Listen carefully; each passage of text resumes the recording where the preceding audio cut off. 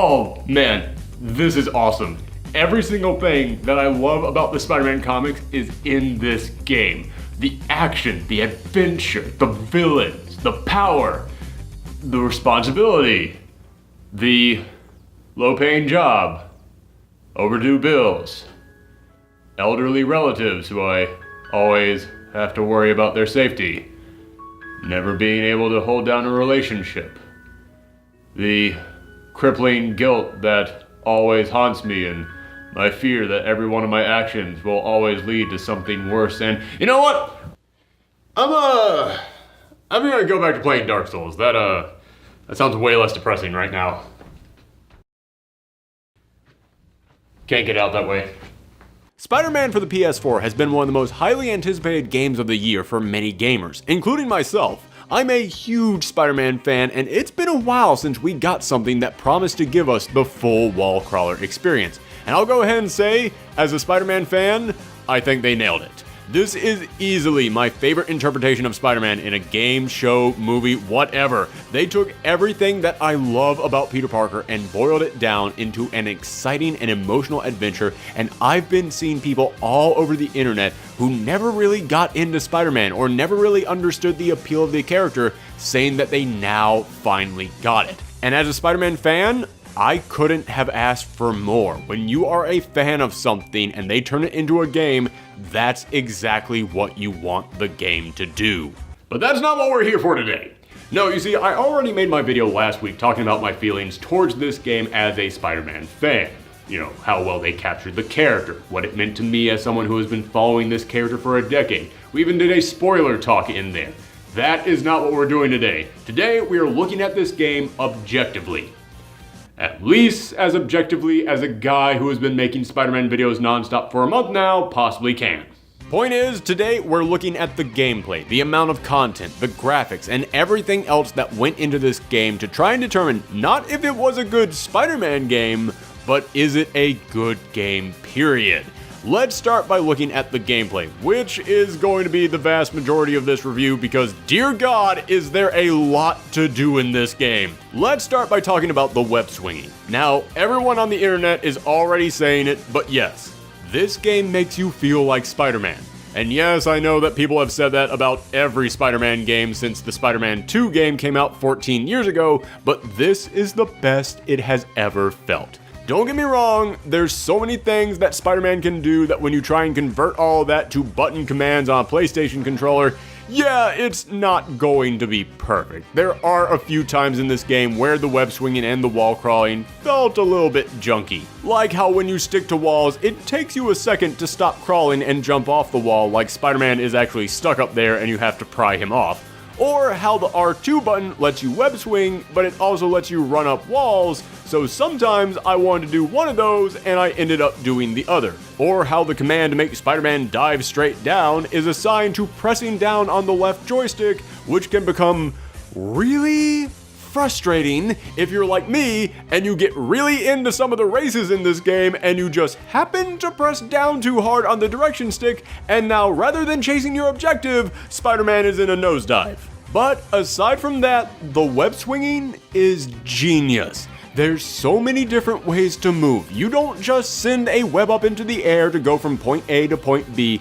This game really captures Spider-Man's abilities and speed while really thinking about how you have to use the city and physics as you swing. You have to think about what buildings to zip between, where to connect your webs, how to build up speed. You have to really use these buildings and these locations as you move, which makes soaring through the city just that right balance of fun and challenging. Partly because this city is massive. I've seen a lot of games, including several other Spider-Man games, that said that they were trying to replicate New York City, and this is about as close as any of them have ever gotten. Yes, it's not 100% accurate, that's physically impossible, but I was constantly stunned how well they replicate an entire real-world metropolis.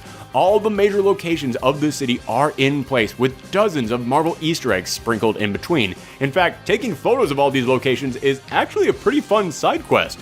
So when you're zipping across the rooftops, it doesn't feel like you're just going through the level, it feels like you're actually exploring the city. No two buildings look alike, or if they do, they're so many miles apart that you'd never notice. It actually makes all the amount of time that you're going to have to spend in this game traveling around the city feel really exciting. Even dozens of hours into this game, I still found myself screaming out, "Whee!" whenever I would zip between buildings. There is a fast travel option in this game, and honestly, I used it sparingly. Anytime that I could web swing, I did, no matter how far I had to travel or how much longer it would take me, because it was just that much fun. But as impressive as the web swinging is, it pales in comparison to the combat, which honestly might be the best combat I've ever seen in a superhero game. Yes, it feels similar to the Arkham games. There, I said it. Everyone else has already accused this game of ripping off the Arkham games combat system. But that is a massive oversimplification. The Arkham games had an incredible combat system, revolutionary even, so why wouldn't you take inspiration from it? Plus, let's be real, the Arkham games literally gave Batman spider sense. Yeah, you know that early warning system that flares up letting you know when to dodge and counterattack? That's kinda Spider-Man's thing.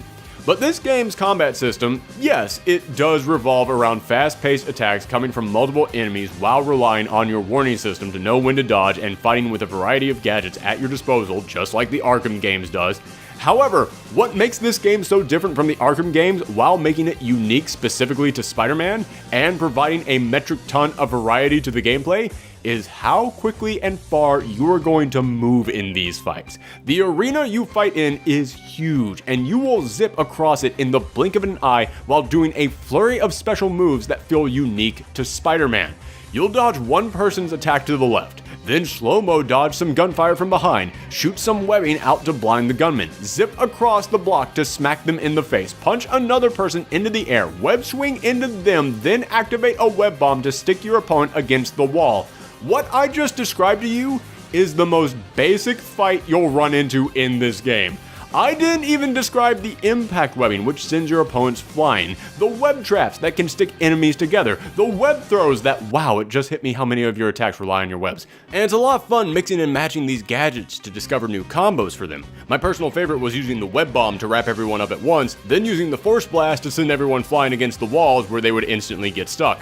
And if you're having trouble with the combat, well then, give stealth a try. That's right, for many battles, you can avoid fighting altogether and just sneak around and web your opponents up. And I'll be honest with you, I hate stealth in games. It's my kryptonite. I am awful at sneaking around in video games. But in this game, as long as you're patient, it's actually pretty easy and a lot of fun. But if I had to point to just one thing that makes this game really unique, it's that as you fight, you're going to increase a meter. And when it's maxed out, you can do an instant takedown on your opponents, which is great when you're outnumbered, and they look cinematic enough to be in a Marvel movie. I constantly wanted to unlock brand new takedown moves just to see what they would look like.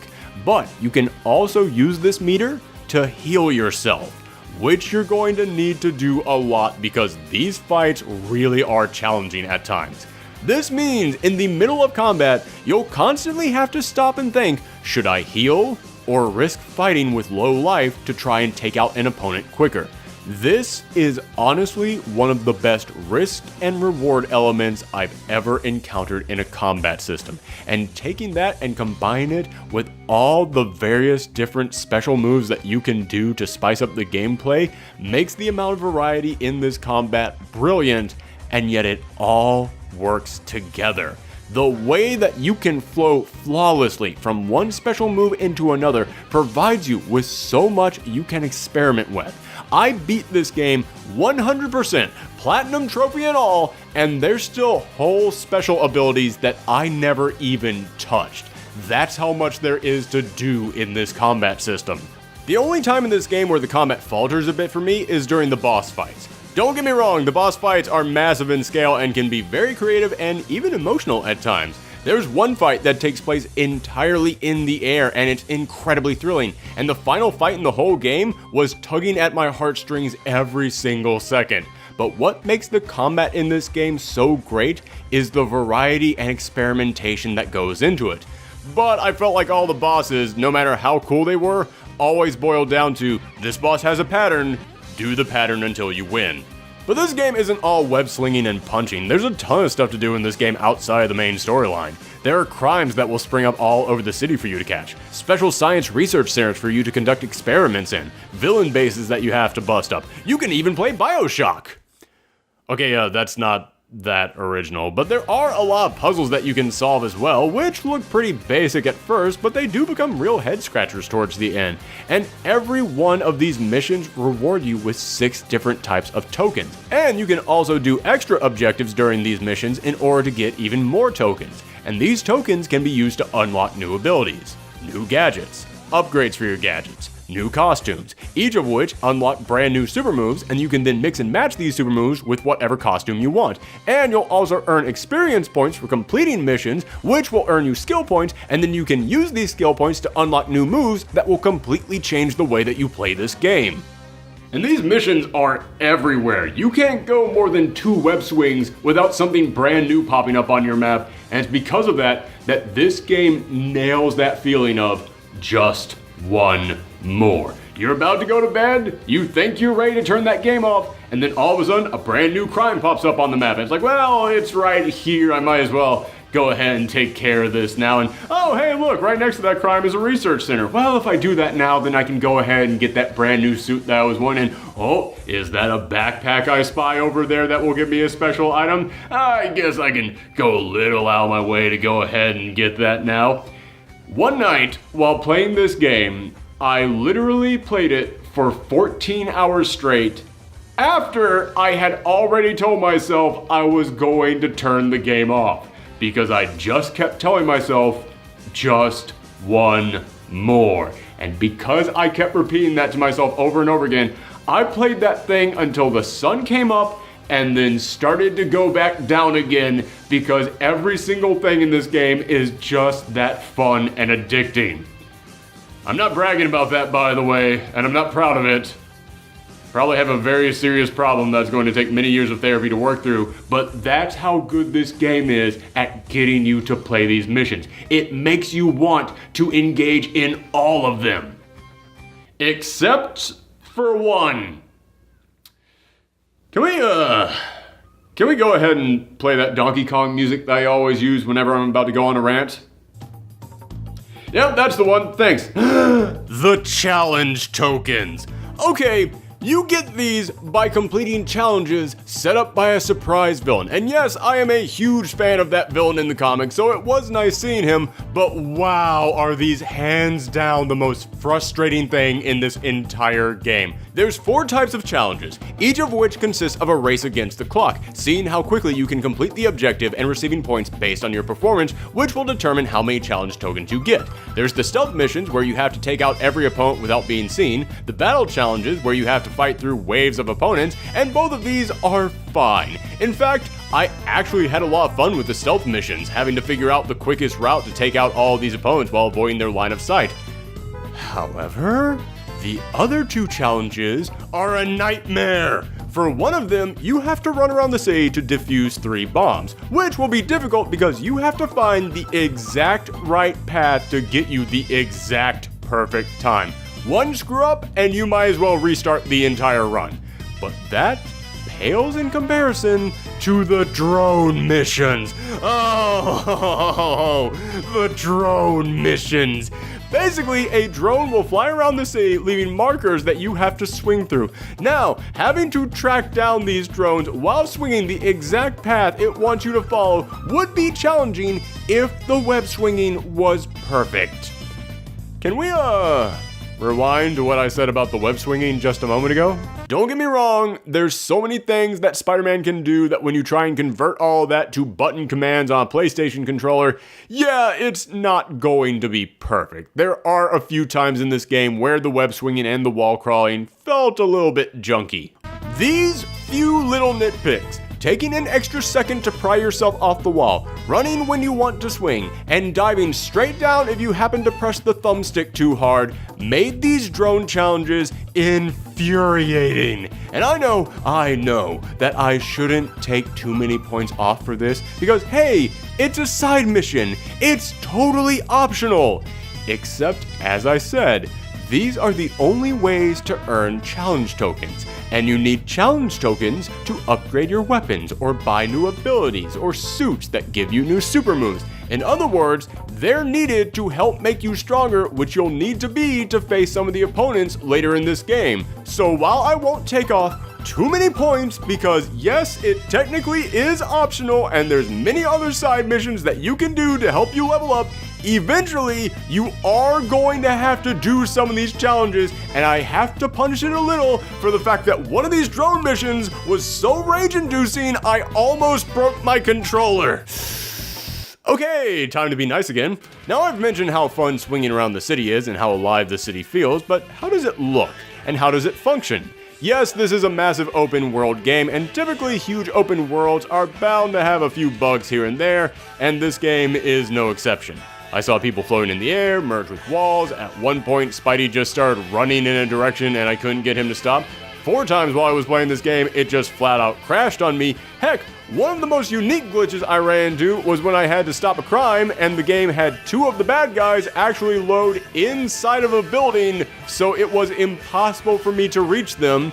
But my personal favorite glitch I ran into was the David Cronenberg's version of Wilson Fisk. Finally, But the moment that like a legitimate superhero starts to fight him, yeah, no. If you think this will be What? a minor inconvenience, Fisk, you kind of got a guy melting into your chest. But as I said, this kind of stuff happens in almost every open world game, especially one this big and detailed. But yeah, I can't not bring that up. These glitches were present just enough that I have to point them out. But aside from that, this game looks spectacular.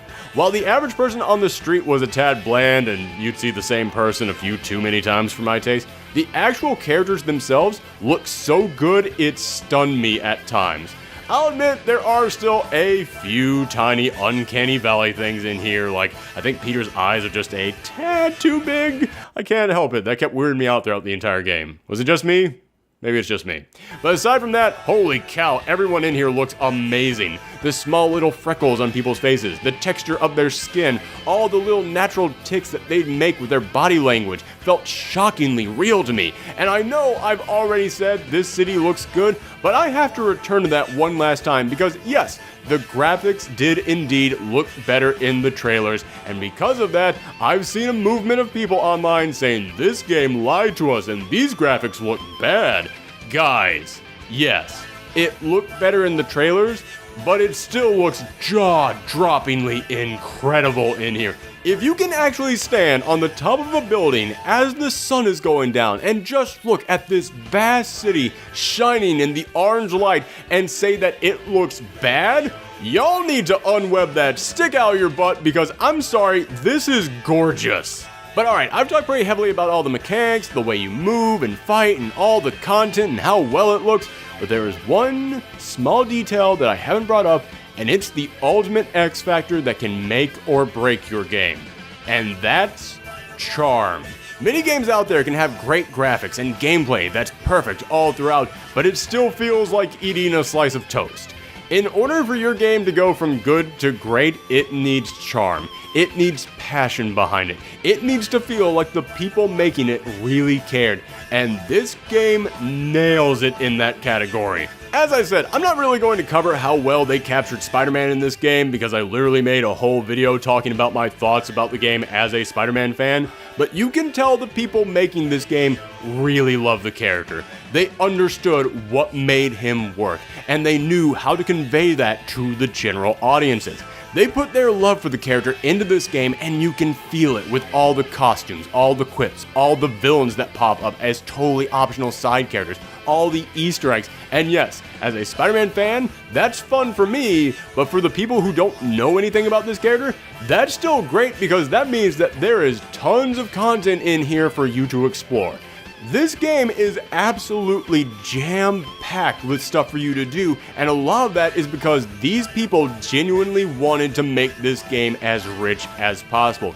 Even the tiniest details in here are polished and fun. Spidey doesn't just make quips, there's an actual button dedicated to saying hi to random New Yorkers and going up and giving them high fives. It doesn't get you anything, it doesn't earn you experience points, it's just there for fun. But that's why it's great. They're trying to cram as much fun as they possibly can into this game. Or just look at the photo mode. Yes, the photo mode can be used to take pictures of landmarks, which win you tokens, but you can also just use it to take selfies and upload them to Twitter. Why? Because it's fun. And it's not just fun, it's one of the most detailed photo modes I've ever seen in a video game. And it's just there because they thought, hey, this might be neat. Heck, there is even a J. Jonah Jameson podcast that you can listen to as you swing around that serves zero purpose other than just providing flavor to the world. But again, flavor goes a long way, and I have to tip my hat to a game studio that goes out of their way to provide hours of content just for fun. But they didn't just go out of their way to provide you with a delightful web-swinging simulator. They also made sure to make this game emotional and dramatic. The story in this game does not hold back when it needs to tug at those heartstrings. They spend a solid 15 hours of story time setting up all these characters and making you truly care about them, only to twist your heart around every chance they got. There is one Spider-Man villain in this game who I have been reading about in the comics for decades, and yet this game made me care about them more than any comic ever has. Although I will say, speaking of the villains, there is one small problem I have with them, which is that for 2/3 of this game, you're chasing down one specific villain with another villain slowly being built up in the background. But then, at the start of Act 3, they bring in 4 other villains, which it's not like they come out of nowhere, they are mentioned earlier in the game, but it's still very odd that we spend 10 hours focusing on 1, maybe 2 villains, then bam, the gang's all here. But even with that one small problem with the pacing, I still think this story is probably the best single summation of Spider-Man and what I love about the character I've ever experienced outside of the comics. And honestly, it's probably better than about 95% of those. And yet, it still remains totally accessible to new audiences. So yes, the game is a bit buggy at times, and the challenge tokens can be a problem. And the introduction of the later villains could have been smoothed out, but even with these nitpicks, this is still easily the best Spider-Man game that's ever been made, and possibly a contender for best comic book video game ever. It's jam-packed with content that's fun and makes you want to continue playing. The combat is creative and flows brilliantly in ways that encourage you to experiment, and surprisingly never gets old. The upgrades constantly feel rewarding and make this game feel new every single time that you unlock one. The world is truly massive and alive with so many missions and side quests and locations that you can just get lost exploring them for hours. It's actually quite zen and relaxing. And there's so much more in here that I haven't even touched because every corner of this game is packed with content. Aside from the few glitches and nitpicks, this game is as good as I could possibly have imagined the Spider-Man game being, so I'm giving it a 9 out of 10. Thanks for tuning in, everyone, and as I said, we did a spoiler talk where I talk about my feelings towards this game from a Spider-Man fan point of view, so if you want to check that out, it should be popping up in the box right over there. And if you want to join us for whatever next game we end up playing, you can find us over at twitch.tv/Professor Thorgi. We do streams every weekend over there, so stop on by and say hi sometimes. And if you like this video, then share it around the web. It's the best way to help this channel grow. Thanks for tuning in, everyone. Come back next time.